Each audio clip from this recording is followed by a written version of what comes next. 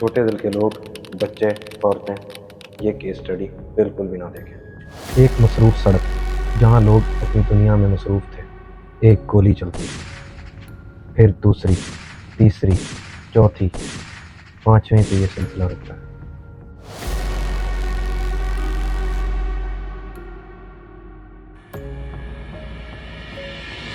एक औरत नंदिनी कैविट खून से लथपथ, चीखती हुई, तड़पती हुई जमीन पर गिरती है।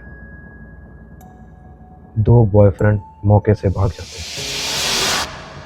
उसका शौहर अरविंद देसी कट्टा हाथ में लिए फेसबुक लाइव ऑन करता है। भैया तुमसे दुश्मनी नहीं है, इसकी करतूत बता रहा हूँ मैं बस। इसका एक बॉयफ्रेंड है, वो बचने दो ना, ये मेरी पत्नी है और मेरे ऊपर झूठा केस लगाया। कल्लू नाम है, वो लड़का खड़ा है पीछे, कल्लू कल्लू और अंकुश पाठक, उनके साथ ये भग गई थी 6 महीने से। आज मेरे ऊपर झूठा केस और चिल्लाता है, इसने मेरी जिंदगी तबाह कर। इसके 7 बॉयफ्रेंड हैं। ये कातिल औरत है। 12 सितंबर 2025 ये ग्वालियर की सड़कें हैं जहां नंदिनी की जिंदगी खत्म होती है। क्या ये हसद था, ब्लैकमेलिंग, या एक औरत की आज़ादी का कसूर?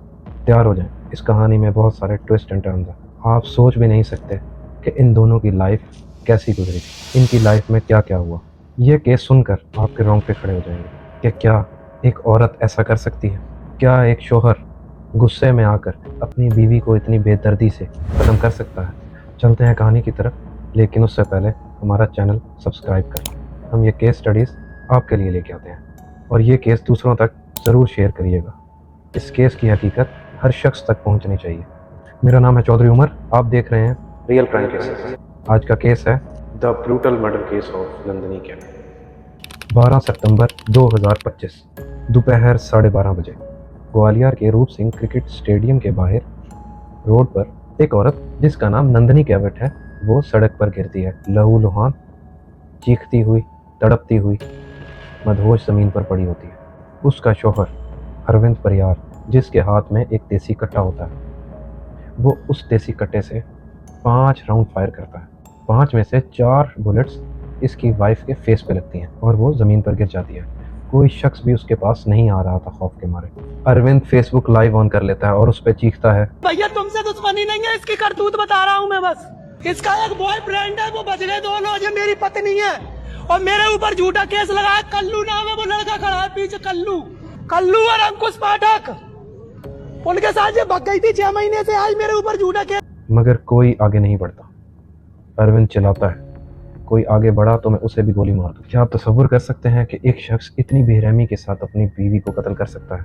पुलिस मौके पर पहुंच जाती है, लेकिन अरविंद गिरफ्तारी नहीं देता। वो उनके ऊपर भी फायरिंग कर देता है। पुलिस समझदारी से काम लेते हुए बहुत मुश्किल से उसके ऊपर आंसू गैस फायर करती है, जो उसके पाँव पे लग जाती है और वो जख्मी हो जाता है। बहुत मुश्किल से पुलिस उसको दबोच लेती है और उसे पुलिस स्टेशन ले जाया जाता है। पुलिस उसे पूछती है, तुमने ये क्यों किया? और उसकी बात सुनकर पुलिस हैरान हो जाती है। उसकी दिमागी कैफियत उस वक्त इस तरह की होती है कि वो पुलिस को जवाब देता है कि मुझे कोई दुख नहीं जो मैंने किया, सिर्फ दुख इस बात का है कि वो मेरे सामने नहीं मरी। नंदिनी को एम्बुलेंस पर डालकर हॉस्पिटल भेज दिया जाता है। वो हॉस्पिटल पहुंचते ही एक्सपायर हो जाती है और अरविंद यही बात कर रहा होता है कि उसको इस बात का दुख है कि उसकी बीवी उसकी आंखों के सामने नहीं मरी। आप भी सोच रहे होंगे कि क्या ये साइको शख्स है, क्या ये पागल है? ऐसा क्या हो गया कि इसने इंतहाई बड़ा कदम उठा लिया कि भरे बाजार में अपनी बीवी को कत्ल कर डाला? इसके पीछे बहुत लंबी कहानी है। इसके पीछे धोखे की, कत्ल की, अय्याशी की कहानी है। इसके लिए आपको एंड तक वीडियो देखनी पड़ेगी। हर मोड़ पर एक नया खुलासा होता है। इस केस में हर किसी का अलग रोल है कि किसने क्या किया और किसके साथ किया। ये बहुत लंबी स्टोरी है इनकी। अरविंद ने इल्ज़ाम लगाया कि इसके बहुत सारे बॉयफ्रेंड हैं। हमें इस केस के बारे में जितनी इन्फॉर्मेशन मिली है हम वो आपसे शेयर करते हैं मुकम्मल तौर पर कि इस बात में कितनी सच्चाई है और ऐसा क्यों हुआ। चलते हैं नंदिनी की तरफ। नंदिनी की उम्र 32 साल है। 2022 में अरविंद की मुलाकात नंदिनी से होती है फेसबुक, इंस्टाग्राम पे। ये बात आहिस्ता आहिस्ता बढ़ते दोस्ती पर पहुंच जाती है। मुलाकातें शुरू होती हैं और मोहब्बत का आगाज़ शुरू होता है। मोहब्बत शादी में बदल जाती है। ये दोनों आर्य समाज मंदिर में शादी करते हैं, पर अरविंद पहले शादीशुदा था। उसकी एक बीवी थी, 2 बच्चे थे जो अरविंद के फादर के साथ गांव में रहते थे। अरविंद भी अच्छी फैमिली से बिलोंग करता था। 60 बीघे ज़मीन का मालिक था। अमीर शख्स था और नंदिनी ये बात जानती थी कि अरविंद शादीशुदा है और उसके 2 बच्चे भी हैं। लेकिन क्या अरविंद नंदिनी के बारे में सच जानता था, उसकी ज़िंदगी के बारे में जानता था? ये आगे जाके आपको पता लगेगा। अब यहाँ पे 1 साल गुजर जाता है। अरविंद को नंदिनी के अफेयर्स के बारे में पता लगता है और नंदिनी को भी अरविंद के अफेयर्स के बारे में पता लगता है। दोनों में लड़ाई झगड़ा शुरू हो जाता है। अरविंद का शादीशुदा होने के बावजूद पूजा परियार नामी लड़की के साथ अफेयर था। इसका नंदिनी को पता लग जाता है। उसकी वजह से इनकी आपस में बहुत ज़्यादा लड़ाई शुरू हो जाती है। लेकिन अरविंद को भी नंदिनी के बारे में बहुत कुछ पता लगता है, जिससे वो पूरी तरह हिल जाता है। उसको पता लगता है कि नंदिनी के बहुत सारे अफेयर्स हैं। उसके शादी से पहले भी थे और अब भी हैं, और ये जेल भी जा चुकी है। आप सोच रहे होंगे कि वो जेल किस केस में गई थी।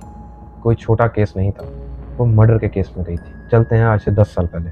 10 साल पहले नंदिनी की शादी होती है झांसी के एक गांव में, गोटी राम कैवेट से। इनके 2 बच्चे भी होते हैं। एक बच्चे की पैदा होने के बाद डेथ हो जाती है, दूसरा बच्चा अभी इनके पास होता है।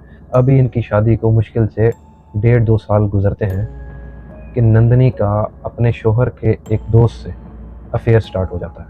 उस दोस्त का नाम था छोटू कैवेट। पहला शोहर, दूसरा बॉयफ्रेंड। फिर आता है 2017 में नमलेश सिंह नामी लड़के से इसकी दोस्ती हो जाती है। 6 महीने इनका अफेयर चलता है। नमलेश का एक हेयर सैलून होता है और नंदिनी उससे 6 महीने बाद उकताने लगती है। इसके बाद नंदिनी की मुलाकात होती है फिरोज खान से। यह उसका चौथा बॉयफ्रेंड बन जाता है। पर जब नमलेश सिंह को इसके बारे में पता लगता है तो वो नंदिनी को ब्लैकमेल करना शुरू कर देता है, क्योंकि वो नंदिनी से अलग नहीं होना चाहता और नंदिनी उससे तंग आ जाती है। फिर दिन आता है 27 अप्रैल 2017। फिरोज खान और उसके दोस्त नंदिनी के साथ मिलकर एक प्लान बनाते हैं जिसमें वो नमलेश का मर्डर करने वाले होते हैं। फिरोज खान अपने 4 दोस्तों के साथ, जिनका नाम गणेश, तब्बू, जुनेद और उनके साथ नंदिनी भी होती है, नमलेश का कत्ल कर देते हैं। 28 अप्रैल सुबह उसकी बॉडी मिलती है। पुलिस उसको पोस्टमार्टम के लिए भेज देती है। पुलिस को नमलेश के गले के साथ नंदिनी का दुपट्टा मिलता है, जो ये लोग जल्दी में भूल गए थे। पुलिस नंदिनी को अरेस्ट करती है। नंदिनी इतने शातिर तरीके से उनको मैनिपुलेट करने की कोशिश करती है और कहती है कि मेरा इसमें कोई हाथ नहीं, मैंने कुछ नहीं किया। यहाँ तक कि पुलिस को भी ये लगने लग जाता है कि हम इसको बेगुनाह उठा लाएं। तब तक नंदिनी की कॉल रिकॉर्ड्स आ जाती हैं। कॉल रिकॉर्ड्स में और मर्डर की लोकेशन सेम निकलती है। नंदिनी को और इसके 4 दोस्तों को पुलिस अदालत में पेश करती है। गवाहान की मौजूदगी में इनको सज़ा हो जाती है। गवाह ना होने की वजह से नंदिनी को 4.5 साल बाद बरी कर दिया जाता है। अब नंदिनी झांसी से निकलकर ग्वालियर आ जाती है। ग्वालियर में वो अपनी एक नई ज़िंदगी शुरू करती है। आपको क्या लगता है कि ग्वालियर आने के बाद उसका जुर्म या उसका पास्ट उसका पीछा छोड़ देगा, या नंदिनी को इस सज़ा से सबक मिल गया होगा, या नंदिनी को 4.5 साल जेल रहने के बाद अपना शहर छोड़ के दूसरे शहर आने के बाद सुकून की ज़िंदगी मैसर होगी? ग्वालियर आने के बाद नंदिनी एक सैलून स्टार्ट करती है, जहां अरविंद परियार से उसकी फेसबुक पर मुलाकात होती है। अरविंद परियार से फेसबुक पे चैटिंग स्टार्ट होती है, दोस्ती हो जाती है, शादी हो जाती है। पर एक दूसरे का सच इन दोनों को नहीं मालूम होता। 2023 में नंदिनी पूरी तरह अपने केस से बरी हो जाती है और उसकी शादीशुदा ज़िंदगी भी ठीक चल रही होती है। अचानक उनके लड़ाई झगड़े बढ़ने लगे। नंदिनी को पता लगता है कि अरविंद उसे धोखा दे रहा है। उसका पूजा नामी लड़की से अफेयर, और अरविंद को भी नंदिनी के बॉयफ्रेंड्स का पता लगता है। इनकी आपस में लड़ाई झगड़े बढ़ जाते हैं। फेसबुक पे कमेंट स्टार्ट हो जाते हैं, एक दूसरे को गंदा कर रहे होते हैं। नंदिनी पुलिस के पास जाती है कि अरविंद पूजा के साथ मिलकर मेरी AI जनरेटेड पिक्चर्स वायरल कर रहा है। मैं ब्लैकमेलिंग की शिकायत लेके आई हूँ। हमारे हस्बैंड हैं जो वो AI से मेरे फोटो मतलब ऐसे गंदे करके न्यूड पिक बना के वायरल कर रहे हैं। मेरी गंदी तस्वीरें बना के इंटरनेट पे पोस्ट कर रहा है लगातार। पुलिस इस बात को सीरियस नहीं लेती। इनकी आपसी लड़ाई इतनी बढ़ जाती है कि अरविंद एक दिन नंदिनी को अपनी गाड़ी के नीचे दे देती और नंदिनी इस बात की रिपोर्ट कराती है। कुछ सोशल मीडिया से फुटेज भी हमें मिली है जिसमें नंदिनी बहुत ज्यादा इंजर्ड होती है।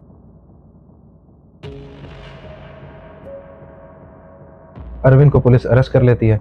अरविंद 3 महीने जेल में रहता है, लेकिन 3 महीने बाद नंदिनी सुलहनामा देकर अरविंद को आज़ाद करवा देती है। अरविंद 3 महीने बाद जेल से वापस आ जाता है। वापस आने के बाद वो नंदिनी को अप्रोच करने लगता है कि वो उसके साथ वापस रिलेशन में आ जाए, लेकिन नंदिनी नहीं आती। उसी दौरान नंदिनी के 2 और बॉयफ्रेंड भी होते हैं, अंकुश और कल्लू। ये दोनों दोस्त भी होते हैं और इसके बॉयफ्रेंड भी होते हैं। अरविंद ये चीज़ें बिल्कुल बर्दाश्त नहीं कर रहा हूँ। अरविंद फेसबुक पर पोस्ट भी करता है, नंदिनी भी पोस्ट करती है। ये सोशल मीडिया की लड़ाई बन जाती है। 12 सितंबर जिस दिन नंदिनी का कत्ल होता है, नंदिनी एक पोस्ट लगाती है जिसमें वो अपने बॉयफ्रेंड के साथ बर्थडे सेलिब्रेट कर रही होती है। उसमें वो नंदिनी के मुंह पर केक लगा रहे हैं, ये लोग एंजॉय कर रहे हैं और यही पोस्ट वो फेसबुक इंस्टाग्राम पे करते हैं, जो अरविंद देख लेता है और उससे वो ये चीज़ बर्दाश्त नहीं हो रही होती और इनकी आपस में सोशल वार भी चल रही होती है और अरविंद नंदिनी को जान से मारने की धमकियां भी दे रहा होता है। नंदिनी अपने बॉयफ्रेंड्स के साथ पुलिस स्टेशन जाती है, वहाँ जाके वो रिपोर्ट दर्ज कराती है साइबर क्राइम में कि Arvind AI generated notes picture viral कर रहा है, मुझे जान से मारने की धमकियां दे रहा है।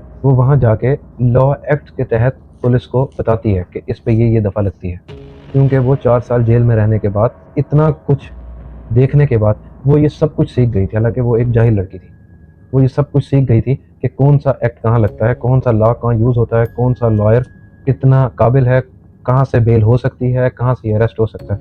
पुलिस उसके ये एक्ट सुनने के बाद FIR दर्ज कर लेती है। अरविंद को भी इस बात का पता लग जाता है और वो भी उनके पीछे आ जाता है। जिस रक्षे पे ये लोग जा रहे होते हैं वापस, वो उस रक्षे से उसको उतार लेता है और उसके बाद एक के बाद एक फायर करके नंदिनी को ख़त्म कर देता है। अंकुश अपने जो 7वां बॉयफ्रेंड होता है, अंकुश, वो अपने इंटरव्यू में सारा कुछ बताता है कि वहाँ पे क्या क्या हुआ। ये ऑफिस साइबर क्राइम में आवेदन देके आ रहे थे क्योंकि अरविंद परिहार है जो झूठी पोस्ट कर रहा था। तो जैसे ही हम लौट रहे थे तो उसने हमें देख लिया, तो ऑटो में हम लोग बैठ रखे थे, तो ऑटो के पीछे आया। तो ऑटो के पीछे आते आते क्या हुआ, हमने भैया को बोला आप ऑटो मत रुको, आप चलो। उन्होंने दूसरी जगह ऑटो मोड़ दी, ये अपना रूप सिंह स्टेडियम के साइड। तो एक ऑटो से और पीछे आया, तो ऑटो जब एक साथ में जब आई तो हमारी ऑटो में उनको हाथ पकड़ के गिरा लिया। और तो उसके डर की वजह से ऑटो वाले ने, मैं ऑटो में बैठा था तो ऑटो वाला तेजी में निकल गया और सारे लड़के भाग गए थे। तो मैं बच गया, उसने मुझे भी फायरिंग करने की कोशिश की थी। मेरा फ्रेंड था साथ में और 2 लड़के भी थे जो स्टेशन जा रहे थे, अलग बैठे हुए थे। मेरा फ्रेंड था वो, उसका नंदलाल पांचा।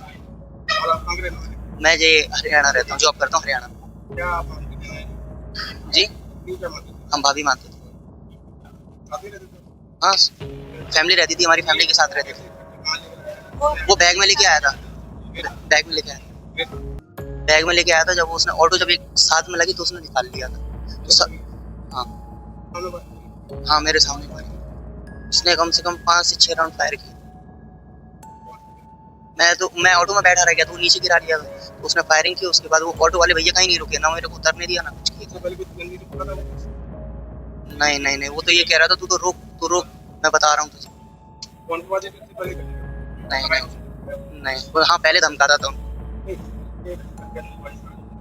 उससे पहले उनके बाद डेली कॉल करता था, बट वो उठाते नहीं थे कि मैं तुझे मार दूंगा, ये कर दूंगा, वो कर दूंगा, लेकिन वो कॉल नहीं उठाते।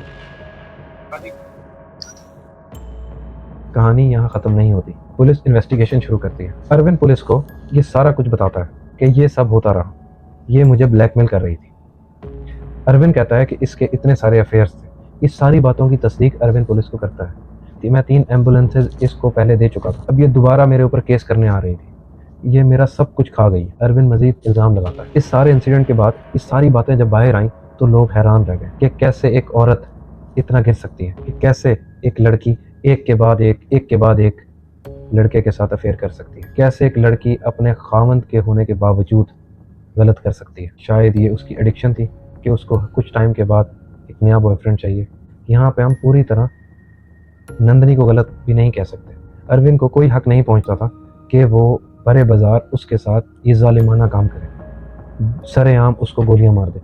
अरविंद का ये फेल ये इस बात की दलील है कि हसद और गुस्से में वो पागल हो गया था। बेवफाई, हसद उससे बर्दाश्त नहीं हो रही थी। ये थी कहानी अरविंद की और नंदिनी की। आप लोग ही फैसला करें कि किसका कितना कसूर है या कौन बेगुनाह है। हम इस बात को बिल्कुल प्रमोट नहीं करते कि गुस्से में हर शख्स अपना फैसला ले ले या इतना जालिमाना अंदाज अपनाए। हमें कानून अपने हाथ में बिल्कुल नहीं लेना चाहिए। इसके बरक्स एक और सवाल भी उठता है, जब नंदिनी ने इतनी बार पुलिस में कंप्लेंट कराई तो फिर भी पुलिस ने एक्शन क्यों नहीं लिया?